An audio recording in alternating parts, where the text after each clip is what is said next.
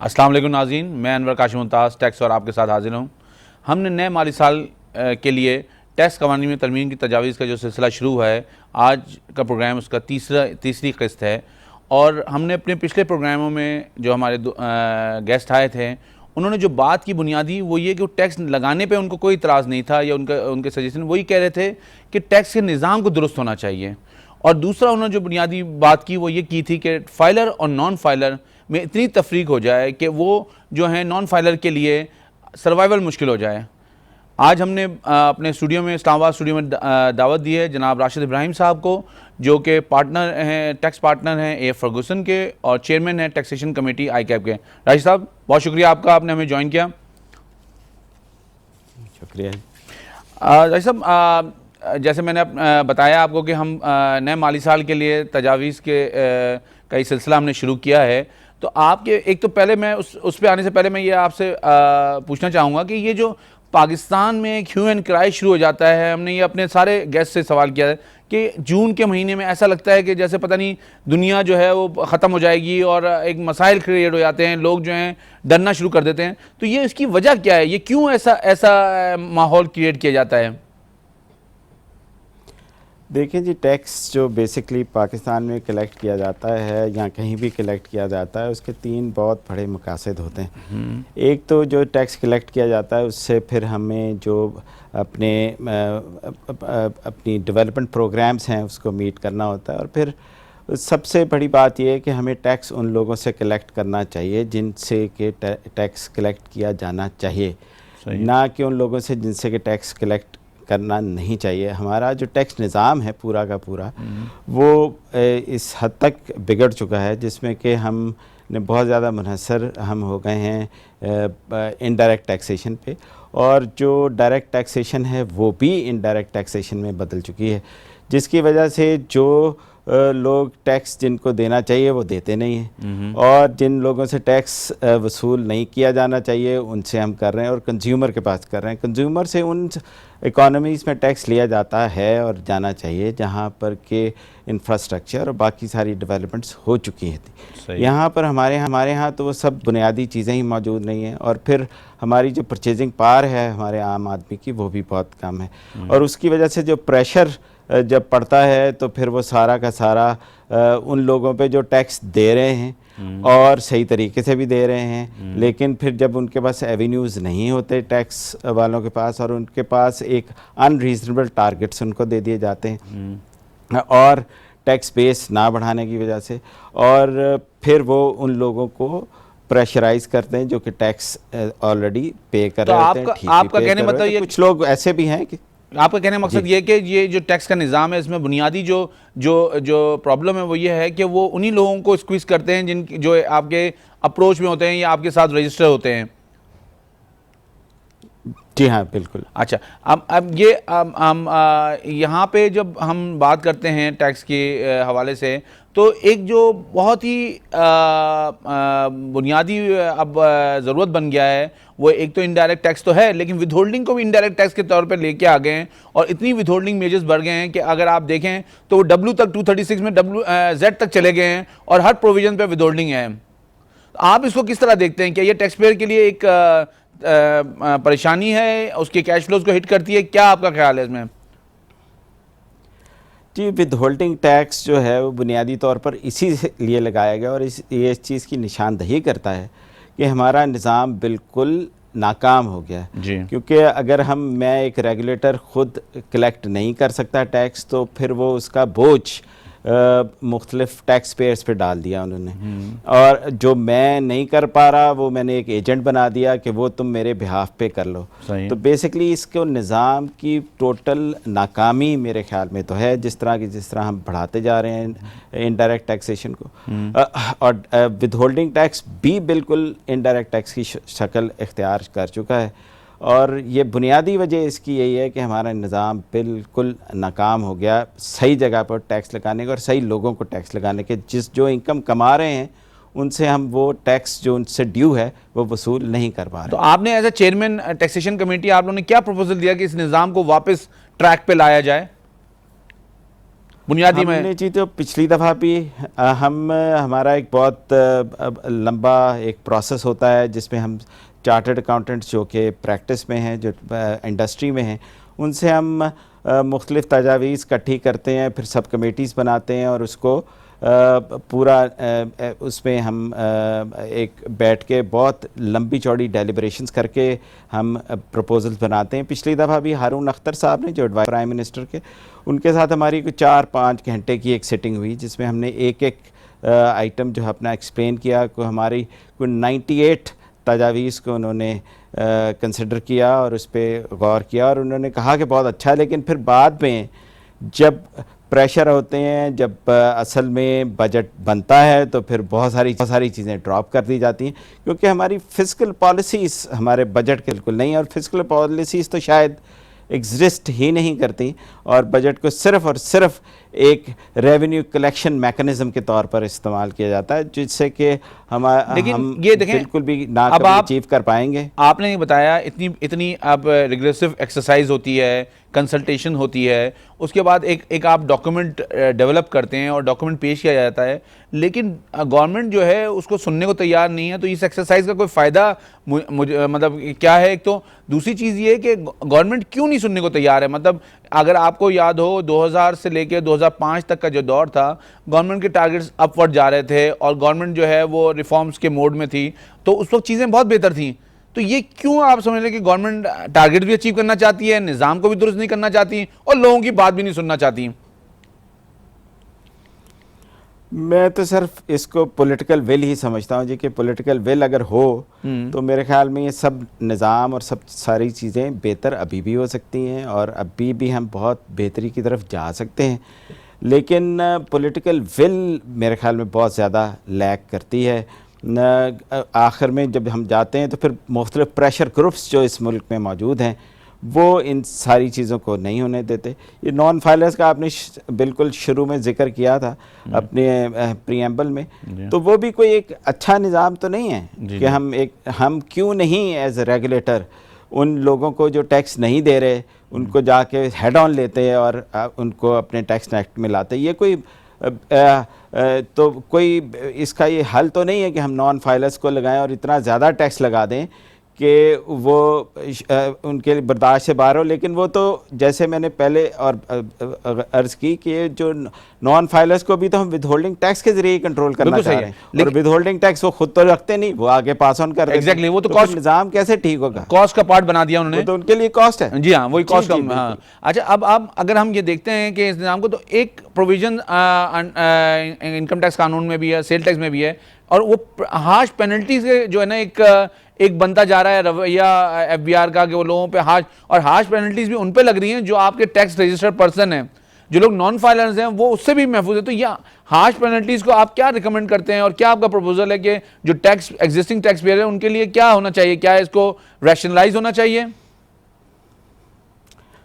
बहुत ज़्यादा जी, ये पूरे निज़ाम को ही बहुत बेहतर होने की ज़रूरत है कि एक पेनल्टीज़ किसको लगती हैं? जो लोग टैक्स नहीं काटते, या जो आपका फ़र्ज़ है आपको कलेक्ट करना टैक्स, वो आपके बिहाफ पे टैक्स कलेक्ट कर रहे हैं जी, और वो किसी वजह से डिफ़ॉल्ट कर जाते हैं, तो आप उन्हीं को फिर पेनलाइज भी करते हैं। उनको आप फ़ायदा तो कोई नहीं देते, आप उनको कोई इंसेंटिव भी नहीं देते, कोई बेनिफिट भी पास ऑन नहीं करते जो टैक्स कलेक्ट कर रहे हैं आपके बिहाफ पे। लेकिन अगर वो कहीं किसी तौर पर डिफ़ॉल्ट कर जाएं तो आप उनको हेविली पेनलाइज कर देते हैं, और ये तो एक बहुत ही रिग्रेसिव किस्म का इस वक्त निज़ाम बन गया है हमारा। जो साल के आखिर में, हर क्वार्टर के आखिर में हमारे वो सेक्शन 140 है, बैंक्स के जाके अकाउंट्स फ्रीज कर लाना, ये कभी पहले हमने सुना भी नहीं था, अब एक मामूल बन गया। राशिद साहब देखें, अगर आप ये देखें, मैं 182 देखता हूं जब इनकम टैक्स ऑर्डिनेंस का, तो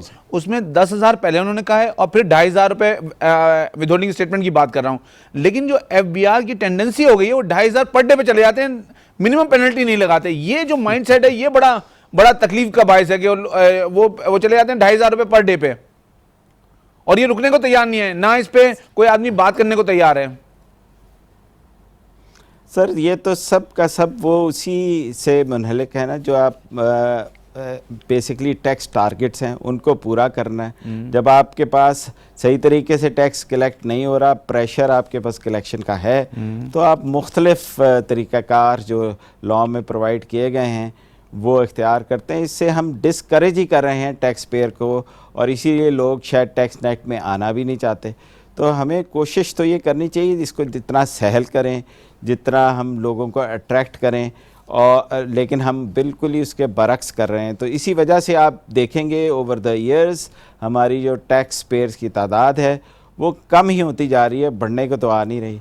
और इतनी सारी कोशिशों के बावजूद भी हम उसमें कोई भी बेहतरी लाने में नाकाम। अच्छा, अब आप अगर मैं सेल टैक्स की तरफ आऊँ तो फाइनेंस एक्ट 2015 में जो अमेंडमेंट आई है कि इनवॉइसेस क्रॉस मैच होंगी, तो उसके बाद सेल टैक्स विद होल्डिंग का कोई जवाब रह जाता है sir? Sir sale tax with holding तो आप पूरी दुनिया में कहीं भी चले जाएं, सेल टैक्स की विद होल्डिंग नहीं होती है। वो काउंटर प्रोडक्टिव है। उससे आप बिल्कुल, अब तो जबकि सब सूबों ने भी अपना सेल टैक्स लगा दिया है, एक जगह पे टैक्स कटता है दूसरी जगह पे जमा होता है, ये बहुत ही एक अजीब व गरीब किस्म का विद होल्डिंग का निज़ाम है।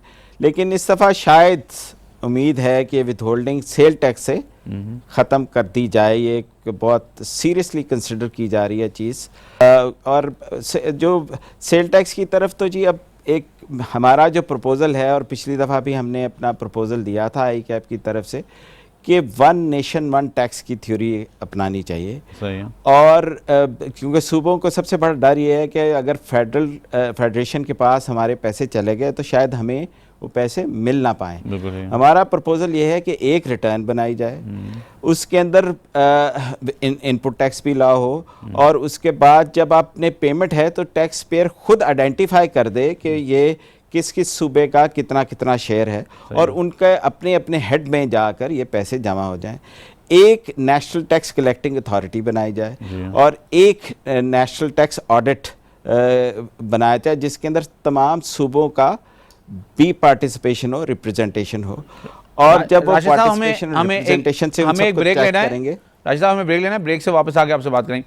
नाजरीन, अभी हम बात कर रहे थे कि एक नेशनल पॉलिसी हो, एक नेशनल इदारा हो जहां से टैक्स कलेक्शन हो। हम वापस आते हैं ब्रेक से और बात करेंगे दो तीन और अहम इश्यूज़ पे, जिसमें ऑडिट भी है और उसके अलावा अपीलेट फोरम जो इनकम टैक्स के कवानीन में है उन पर बात करेंगे। वापस आते हैं ब्रेक के बाद।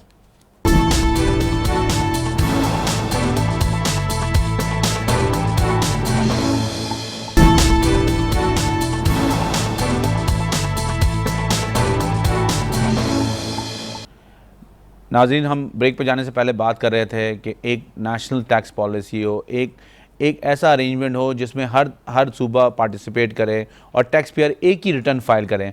हम अपने मेहमान से बात करते हैं। जी राशिद साहब, आप बात कर रहे थे कुछ कि वन टैक्स वन नेशन की कोई थ्योरी आप बात कर रहे थे।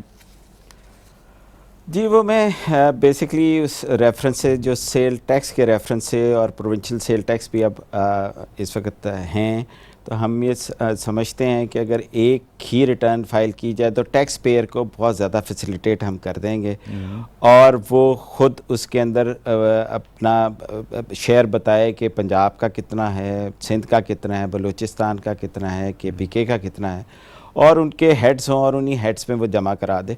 उसको चेक करने के लिए एक नेशनल ऑडिट टीम हो जिसमें कि सारे सूबों की नुमाइंदगी हो, ये जो और इनपुट वो का इसको चेक करें। मैं समझ गया, ये जो इनपुट का इशू है बिटवीन द प्रोविंसेस, इसमें कोई अवॉइडेंस ऑफ डबल टैक्सेशन का कॉन्सेप्ट आप सजेस्ट करते हैं कि आपके जहन में है कोई ऐसी चीज़? जी बहुत सारी इसमें डबल टैक्सेशन भी है, रिवर्स चार्ज भी है। उसके लिए हमारी पिछली दफ़ा भी प्रपोज़ल थी और हम ये प्रपोज़ल फिर लेके जा रहे हैं कि हम, क्योंकि एक नेशनल इंस्टीट्यूट हैं, हम एक राउंड टेबल कॉन्फ्रेंस करना चाहते हैं जिसमें कि सारे सूबों की रेवेन्यू अथॉरिटीज़ को और बोर्ड को बिठाएं और फेडरल FBR को भी बिठाएं, और हमने सारे आइडेंटिफाई कर लिए हुए हैं गैप्स हर जगह पे, और उन गैप्स को हम बैठकर, और उसके सॉल्यूशंस भी हमारे पास हैं। और अगर हम एक राउंड टेबल कॉन्फ्रेंस कर लें और सारे लोग वहाँ बैठ जाएं तो हम we can come up with a very very effective system. उसके लिए हम कोशिश अपनी जारी रखेंगे और इंशाअल्लाह ताला हम उम्मीद है कि हम इसमें कामयाब होंगे। चलें, बिल्कुल हम उम्मीद करते हैं कि इस पर आप कामयाब हों। लेकिन अब हम बात कर रहे हैं कि जो एक बहुत ही पेचीदा मसला बन गया ऑडिट का। अब 177 का ऑडिट है, 214C का ऑडिट है, 122(5)A है, फिर मॉनिटरिंग है। तो मतलब टैक्स पेयर जो है वो परेशान है इस बात से कि वो कहाँ जाके अपने आप को सेफगार्ड करे या अपना बिजनेस करे या टैक्स कंप्लायंसेस करें। आप लोगों ने इस बारे में ऑडिट के हवाले से क्या प्रपोजल्स आप किए हैं? सर, हम ये तो नहीं कहते कि ऑडिट नहीं होना चाहिए। ऑडिट बिल्कुल होना चाहिए, डिटरेंस है, बिल्कुल होना चाहिए, और वो होना चाहिए। बिल्कुल होना। लेकिन उसको ऑडिट का तरीकाकार होना चाहिए और उसकी कैपेसिटी बिल्डिंग की बहुत ज़्यादा ज़रूरत है एफपीआर के अंदर। क्योंकि ऑडिट, एक तो जब ऑडिट में एक कोई सिलेक्ट होता है तो फिर जो असेसिंग ऑफिसर है वो जब तक कि उसको टैक्स ना लगाए, जब तक कि कुछ चीज़ें जो कि ठीक हैं गलत हैं उन सबको ऐड बैक ना करे और टैक्स की एक अच्छी खासी रकम ना बनाए, वो सेटिस्फाई नहीं होता। और फिर जब आप ऑडिट में आ गए तो फिर आप यूँ समझ लीजिए कि उस साल आप सुप्रीम कोर्ट से जाकर ही कोई इंसाफ हासिल करेंगे, उससे कम नहीं होगा। तो ये उनके अंदर इतनी कैपेसिटी होनी चाहिए कि अगर वो ये देखें कि कोई चीज़ ठीक है तो उसको ठीक कहें और फिर उसको एक्सेप्ट भी करें। लेकिन हमारे यहाँ बहुत ही बदकिस्मती से जब भी कोई ऑडिट में आप सिलेक्ट होते हैं तो उसको बहुत बुरी तरीके से ट्रीट किया जाता है। लेकिन आप मुझे बताएं कि ये हर साल ऑडिट होना चाहिए?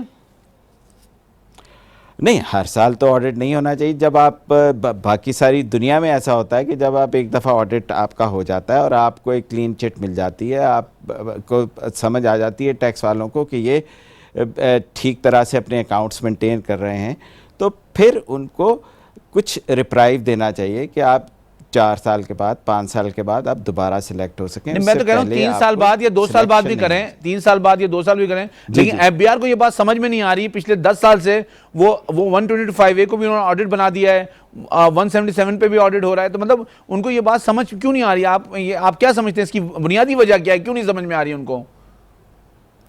सर, बस वही एक ही मसला तो एफपीआर का एक ही है, रेवेन्यू कलेक्शन। तो उससे रेवेन्यू भी कलेक्ट नहीं हो रहा, रेवेन्यू भी शायद कुछ चीज, रेवेन्यू भी कलेक्ट नहीं हो रहा, रेवेन्यू भी।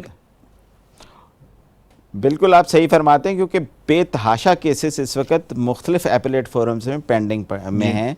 ट्राइब्यूनल में देख लीजिए, हाई कोर्ट में देख लीजिए। कमिश्नर अपील्स तो एक बिल्कुल ही पोस्ट ऑफिस है, वो तो एक नॉन एग्जिस्टेंट एंटिटी है, जहाँ से कि सिर्फ वो पास ऑन हो जाता है जो भी आपने ऑर्डर किया है। वहाँ पर तो शायद 99.9% केसेस आजकल, इतना ज़्यादा इन्फ्लुएंस है असेसिंग ऑफिसर्स का और डिपार्टमेंट का कमिश्नर अपील्स पे कि वो बहुत ही कम जगह पर आपको कोई बेनिफिट मिलता है, अदरवाइज वो पास ऑन हो जाता है टू ट्राइब्यूनल। तो एक बहुत बड़ी तादाद आपकी अपील्स की ट्राइब्यूनल में पड़ी है और एक बहुत बड़ी तादाद आपकी हाई कोर्ट्स में पड़ी है। अच्छा, आप अपीलेट के हवाले से हम बात कर रहे थे, तो आप कह रहे थे कि आप लोग ने, आपके फोरम ने कोई प्रपोजल दिया गवर्नमेंट को, तो वो क्या प्रपोजल है? आप बताएंगे कि ये जो अपीलेट रेमेडीज़ अवेलेबल हैं इनके बारे में आपके क्या आपने तजावीज़ दी हैं? जैसे मैंने आपको अर्ज़ की कि कमिश्नर अपील्स एक नॉन एग्जिस्टेंट है, उसको इंडिपेंडेंट होना चाहिए। सही। और इसी तरीके से ट्राइब्यूनल भी इंडिपेंडेंट होना चाहिए। कमिश्नर अपील्स का हमारा प्रपोजल ये है कि उसको मिनिस्ट्री ऑफ लॉ के अंडर कर देना चाहिए और जो ट्राइब्यूनल है इसको जो भी हाई कोर्ट है उसकी ज्यूरिसडिक्शन में दे देना चाहिए, ताकि इसमें ज़्यादा से ज़्यादा इंडिपेंडेंस आ सके। एक दफ़ा जो ऑफिसर इनकम टैक्स ग्रुप का एपेलेट फोरम्स की तरफ ट्रांसफ़र होता है तो फिर उसके पास ये इख्तियार नहीं होना चाहिए, ना डिपार्टमेंट के पास भी इख्तियार होना चाहिए कि उसे दोबारा डिपार्टमेंट में लाए, उसको एपेलेट फोरम्स में ही चलाना चाहिए। इससे बहुत ज़्यादा बेहतरी आएगी, फिर प्रेशर्स भी कम हो जाएंगे, एक पूरा कैडर ही आपका एक अलहदा हो जाएगा। तो ये हमारी प्रपोजल्स हैं जिससे कि हम इस पूरे निज़ाम को बेहतर कर सकते हैं। अच्छा, दो प्रोविजन बड़े स्ट्रॉन्ग हैं under the income tax ordinance, एक एडवांस रूलिंग और एक जो है एडीआर, जिनको बुरी तरह फेल किया गया है। मतलब वो ऐसे प्रोविजन है जिनसे बहुत सारा लिटिगेशन को अवॉइड किया जा सकता था और उससे जो है टैक्स निज़ाम की बेहतरी की तरफ जाया जा सकता था। लेकिन आप क्या समझते हैं इसकी क्या वजह है? एडवांस रूलिंग जो शुरू में आया था, अब वो उसमें वो तहरुक नहीं रह गया उसके अंदर। जी, एडवांस रूलिंग भी अब अगर आप वो दें भी, क्योंकि एक तो उसका फोरम बहुत ही बड़ा कर दिया, उसमें सब लोगों का होना ही बहुत मुश्किल है, बैठना ही बहुत मुश्किल से होता है और वो बहुत ही कम अब उसको एंटरटेन किया जाता है। और एडीआरसी में भी उसकी इफादियत बिल्कुल ही ख़त्म कर दी है। और उसके जो फैक्ट और लीगल इश्यूज जो दोनों पहले उसमें डिसाइड हो सकते थे उसको भी रिस्ट्रिक्ट उन्होंने कर दिया। तो ADRC जब अब्दुल्ला यूसुफ साहब, मुझे याद है, वो भी एक चार्टर्ड अकाउंटेंट थे, और जब वो मेंबर थे FPR, तो उन्होंने ये कॉन्सेप्ट इंट्रोड्यूस किया था, और बहुत इफ़ेक्टिव कॉन्सेप्ट था, जिसके अंदर के ना सिर्फ के इनकम टैक्स के लोग बैठते थे, बाहर से इंडिपेंडेंट लोग भी बैठते थे। अच्छा, और बहुत अच्छे तरीके से वो आ रहा था। तो वो अभी भी होना चाहिए जी, नहीं होना चाहिए बिल्कुल। और लेकिन ADR जो पहले था, ADRC, वो असेसमेंट के बाद की इन्वोक किया जाता था। आप क्या समझते हैं, क्या असेसमेंट से पहले इन्वोक किया जाए तो और बेहतरी आ सकती है? नहीं सर, उस वक्त तो फिर कोई डिस्प्यूट होगा नहीं ना असेसमेंट से पहले। अगर कोई डिस्प्यूट होगा तो तभी ADRC में आप जाएं, या तो अगर आप समझते हैं कि शो कॉज पे ही ADRC हो जाए, वो शायद इस वक्त मुनासिब नहीं होगा। सही है। ADRC तो किसी डिस्प्यूट को रिजॉल्व करने के लिए ही इस्तेमाल किया जाता है। ठीक है। अच्छा, एक सेक्शन है 176 जिसका बेजा इस्तेमाल किया जा रहा है। तो आप क्या समझते हैं, इसमें क्या आप लोगों ने कोई तजावीज़ दी हैं कि इसको किस तरह रिस्ट्रिक्ट करना चाहिए, कहाँ यूज़ करना चाहिए, इसके क्या मकासद हैं? जी, इसको तो बहुत ही बेदरेख इस्तेमाल किया जा रहा है, और इसके लिए इसको तो एक शायद ऑडिट का टूल भी बना लिया उन्होंने, और अजीब व गरीब तरीके से। डेफिनेटली इसकी रिस्ट्रिक्शंस हैं, और शायद अब कोर्ट्स ने और ट्रिब्यूनल लेवल पर भी इसमें कुछ डिसीजंस आए हैं जिससे कि बेहतरी आएगी। लेकिन बेहतरी तो जी माइंड सेट से ही आ सकती है, कि जब तक कि माइंड सेट ना हो और इनकम टैक्स ऑफिसर्स ये ना समझें, क्योंकि एक ऑफिसर आता है, वो एक फ़ैसला करके और एक एक्शन लेके चला जाता है, फिर उनकी अपनी अकाउंटेबिलिटी का कोई हिसाब नहीं। सही है। जब तक कि उनकी अकाउंटेबिलिटी नहीं होगी, उनकी आगे प्रमोशंस उसकी बेसिस पे नहीं होंगी, तो ये निज़ाम कभी भी ठीक नहीं होगा। सही है। तो हमें उस तरफ भी जाना चाहिए कि जो हम एक्शंस लेते हैं उसके हम अकाउंटेबल भी हों। अच्छा, आपके ख्याल में क्या किसी का अगर 177 में ऑडिट हो जाए तो क्या उसकी मॉनिटरिंग करना जस्टिफाइड है? वो तो जी, ये तो एक बहुत ही कंट्रोवर्शियल सा इशू है कि आप 177 भी कर दें और फिर उसकी मॉनिटरिंग भी शुरू कर दें। अगर तो कोई आप समझते हैं, अगर आप फैक्चुअल पोजीशन पे ये समझते हैं कि हाँ बहुत बड़ी किसी ने कोई गलती की है, तो फिर अगर आप वहाँ जाएं। लेकिन जब आप 177 में उसको चेक कर लेते हैं, उसके अकाउंट्स देख लेते हैं, उसकी बाकी सारी चीज़ों से मुतमईन अगर आप हो जाते हैं, जहाँ अक्सर नहीं होते तो अक्सर नहीं असल तो मसला वहाँ है कि आपकी अगर एक अप्रोच ठीक हो, कैपेसिटी ठीक हो, तो फिर ये सारे मसाइल हल हो सकते हैं। सेटिस्फेक्शन लेवल बहुत हाई है FBR का। हमें इस वक्त ब्रेक लेना है। नाज़रीन, हम बात कर रहे हैं नए माली साल की तजावीज़ के लिए। हमारे साथ हमारे मेहमान मौजूद हैं। वापस आते हैं एक ब्रेक के बाद।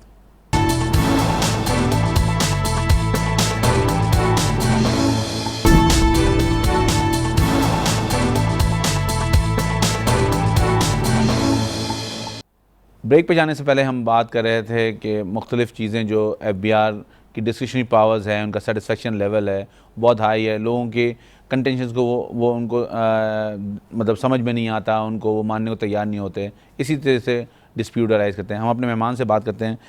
जनाब, ये राशिद साहब, ये जो एक बहुत ही बड़ा एक एग्जिम्पशन का एक बहुत बड़ा इशू है आजकल 148 की, 153 की, तो आपके ख्याल में इस FBR ने जब प्रोविज़न लॉ में दिया हुआ है कि एग्जिम्पशन मिलनी चाहिए और जो लोग क्राइटेरिया फुलफिल कर लेते हैं, फिर भी उनको क्यों इतना डिले किया जाता है एग्जिम्पशन देने में?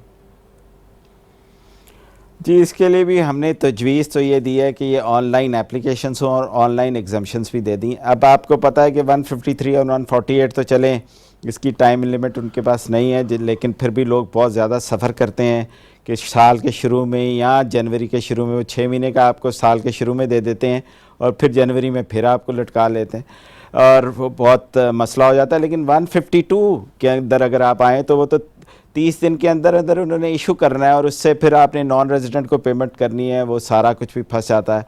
148 में आपकी जितनी भी इंपोर्ट्स हो रही होती हैं उसमें बहुत ज़्यादा मसाइल आ जाते हैं जब आपके पास एग्जाम्शन सर्टिफिकेट नहीं होता, और जो ऑब्जेक्टिव है एग्जाम्शन देने का वो भी आप लूज़ कर देते हैं, क्योंकि आपको शायद वहाँ पर पेनल्टीज़ पड़नी शुरू हो जाती हैं, कस्टम अथॉरिटीज़, अगर आप क्लियर टाइम पे ना कराएं।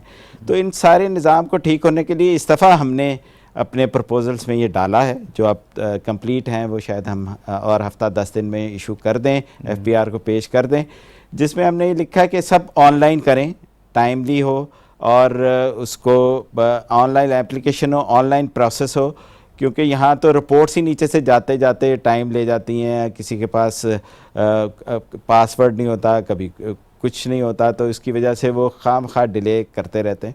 तो इस निज़ाम को ऑनलाइन अगर कर दिया जाए तो बहुत बेहतर हो जाएगा, और उसमें मॉनिटर भी होगा फिर कि कहाँ डिले हो रहा है, कौन इसमें डिफ़ॉल्ट कर रहा है। अब ये तो बात आपने बड़ी अच्छी की, लेकिन बात ये है कि जो उनकी फीलिंग होती है कि एग्जाम्शन देते हुए वो अपना अब जो लेवल आ गया वो ये आ गया है, पहले तो 6 महीने का बजट देखा जाता था, फिर क्वार्टर पे आए, अब मंथली बजट देखा जाता है। तो जो सूरत हाल है वो ये है कि डिले से जो टैक्स कलेक्शन आ जाती है उससे मंथली बजट फुलफिल हो जाता है। तो क्यों ना इसको रिड्यूस रेट कर दिया जाए इन लोगों को जो कि एंटाइटल हैं उस चीज़ के।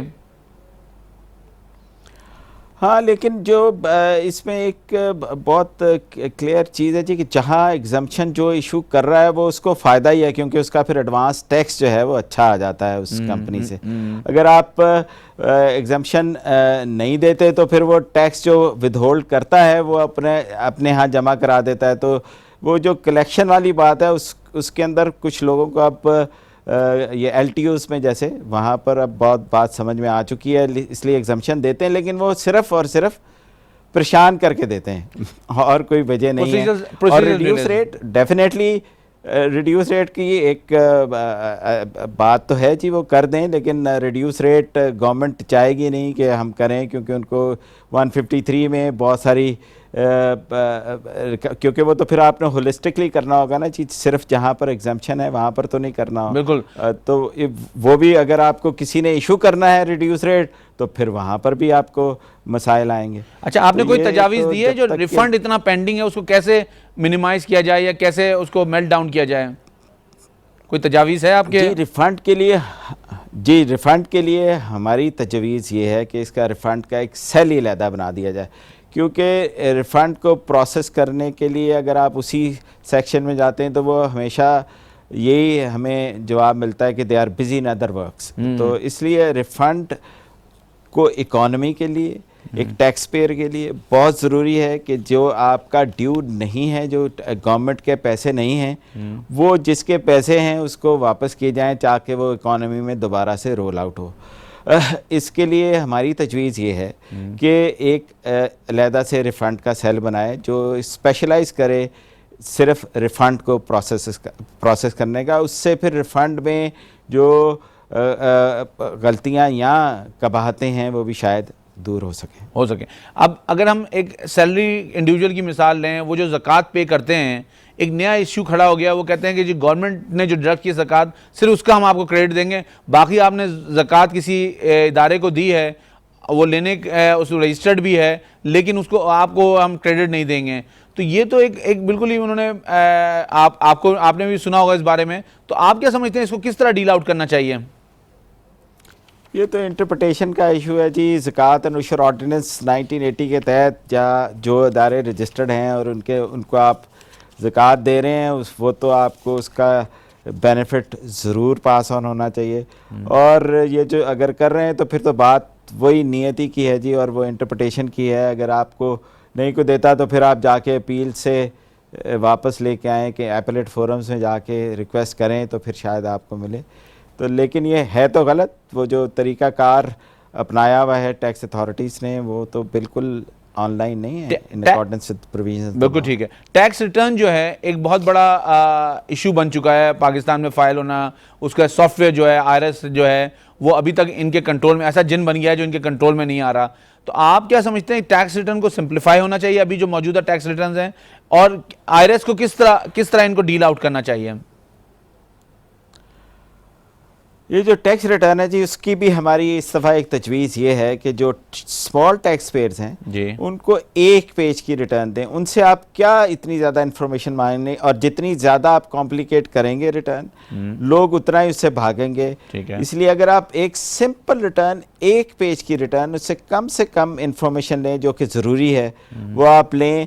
स्मॉल टैक्स पेयर से आप एक हद मुकर्रर कर दें, जैसे कि अभी इंडिया में उन्होंने इंट्रोड्यूस किया, अभी जो इंडिया का बजट अनाउंस हुआ है उसमें 5 लाख तक के लोगों की इनकम के लिए उन्होंने एक 1 पेज की रिटर्न इंट्रोड्यूस की है। इसी तरह हम पाकिस्तान में भी कर सकते हैं। हम यहाँ पर 7.5 लाख 10 लाख तक के लोगों को सिंपल रिटर्न दें।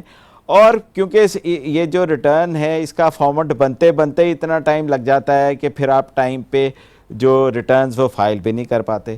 तो हमारी तजवीज़ ये भी है कि जब आप फॉर्म इसका कंप्लीट करके इंट्रोड्यूस करें तो उसके बाद within 90 days of the introduction of that form, finalization of the form, date automatically enhance कर देनी चाहिए और उस डेट तक 90 दिन तक जब के अंदर अंदर आप रिटर्न फाइल करें। तो एक तो ये एक जो इशू हर साल आता है कि जी 30 सितंबर के पास जाके आप रिटर्न अपनी फाइनलाइज करते हैं और उसके बाद फिर वो डेट आगे बढ़ती जाती है और उसका पता ही नहीं होता कि कब तक ये डेट चलेगी। तो इसको बहुत आसानी पैदा करनी चाहिए। IRS जो है जी बेसिकली, क्योंकि जब तक कि आप इंटीग्रेट नहीं करेंगे सारे सिस्टम को, अभी भी इस वक्त शायद FPR में शायद 20 के करीब सॉफ्टवेयर चल रहे हैं जो आपस में इंटीग्रेटेड नहीं हैं। IRS का निज़ाम तो बहुत बुरी तरह से नाकाम हो चुका है। एक नया बिल्कुल सॉफ्टवेयर डेवलप करना चाहिए, और सॉफ्टवेयर जब तक आप प्रॉपर डेवलप नहीं कर पाएंगे आप टैक्स रेवेन्यू को इफेक्टिवली इन्हेंस नहीं कर सकेंगे। It's a very very essential tool, और उस पर हमें हमारी गवर्नमेंट को, मिनिस्टर साहब को इस पे बहुत ज़ोर देना चाहिए कि अच्छा ये जो IRS है, ये तो इन्होंने 2 साल पहले ही पिछला प्रोग्राम एब्सलीट करके इसको लेके आए थे, और उसके बाद अब आप ये कह रहे हैं कि एक नया प्रोग्राम इंट्रोड्यूस करना चाहिए। तो फिर तो इससे टैक्स पेयर के और मसाइल बढ़ जाएंगे। नहीं सर, सिस्टम इंटीग्रेशन की बात है। सिस्टम की सारी की अगर आप के पास मुख्तलिफ़ जगहों पर मुख्तलिफ इंफॉर्मेशन अवेलेबल है और आप एक वो सारी इंफॉर्मेशन रिलेट नहीं कर पाते एक टैक्स पेयर के लिए, तो फिर उसका क्या फ़ायदा है? अगर सिर्फ रिटर्न फाइल करने के लिए आपने सॉफ्टवेयर बनाया है और उसको आई थिंक उसका बेसिक पर्पस तो इंटीग्रेट करना था, बनाया, तो उसका तो कोई इश्यू नहीं। बेसिक पर्पस तो इंटीग्रेट करना था इंफॉर्मेशन को, डेटा को। जी जी बिल्कुल सही है। जी आशिष साहब, हमें अपने प्रोग्राम को क्लोज करना है। आपका बहुत शुक्रिया, आपने हमारे लिए टाइम निकाला। इंशाल्लाह फिर किसी और प्रोग्राम में आपको दावत देंगे। नाजरीन, हमें दो सवाल मौसूल हुए हैं। एक शॉपकीपर रिटेलर ने पूछा है कि मेरी 2000 रोज़ की आमदनी है, तो उस पर कितना टैक्स है? उस पर जो टैक्स है वो 20,600 रुपये है। और एक सैलरी इंडिविजुअल ने पूछा है कि मैंने 2 जगह जॉब की ड्यूरिंग द फाइनेंशियल ईयर, तो क्या मैं अलग अलग रिटर्न फाइल करूं? नहीं, आपको अपनी दोनों आमदनी को क्लब करके रिटर्न फाइल करना है, लेकिन उससे हो सकता है शायद आपको टैक्स कुछ देना पड़ जाए, क्योंकि आप अगले स्लैब में चले जाएंगे। तो जो सही डिस्क्लोजर है वो ये है कि आप दोनों आमदनी जो आपकी सैलरी की हैं उनको क्लब करें और फिर अपना रिटर्न फाइल करें। किसी भी माशरे के इस्तेकाम के लिए कहा जाता है कि इंसाफ होना नहीं चाहिए, होता हुआ नज़र आना चाहिए। इसी तरह टैक्स का पैसा लगना नहीं चाहिए, लगता हुआ नज़र आना चाहिए। इस बात के साथ मुझे इजाज़त दीजिए। अल्लाह हाफ़िज़।